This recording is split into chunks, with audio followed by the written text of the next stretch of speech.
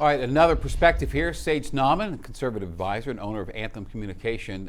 Thanks for sticking with us tonight. Of course. I want to talk about you have been a Republican in the past, not supportive of Trump, so a Republican maybe in the pre-Trump times.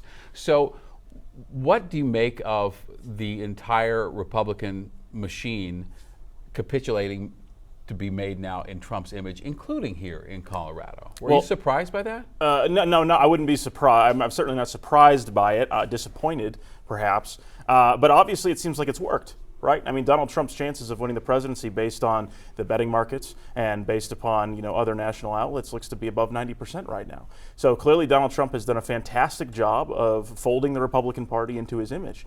And so that'll leave conservatives like myself homeless and certainly, disappointed in the results tonight. I couldn't vote for either one of the major party candidates.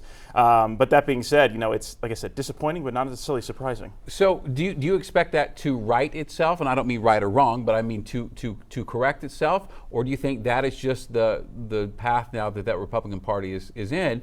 And do you try to wait it out, or is there another path for conservatives like you? Sure. I mean, I think that Donald Trump winning the presidency certainly doesn't right the ship, at least in my mind, when it comes to the Republican Party and the conservative movement. Quite frankly, my personal opinion is that Donald Trump winning this election kind of drives a stake through the heart of the conservative movement in the United States. The Republican Party has officially become a nationalist and a populist party, and that's perfectly fine. Even Mitch McConnell now has said, no, he's our guy, and I'm behind him. Yeah, and I think that's what you've seen. And look, when it comes to politicians being in power, one thing they like to do is maintain power. Right. And so those who want to get elected, want to make it through political, their primary elections, want to not become the target of Donald Trump's next post on social media, they have to capitulate. Otherwise, they're out. And we see what happens to politicians when they're out. They're not on the inside. They're no longer in the realm of power. And politicians tend to want to gravitate towards. All right, last question for you, Sage. Out in the 3rd Congressional District, right now it's not a done deal that the Republicans are going to win.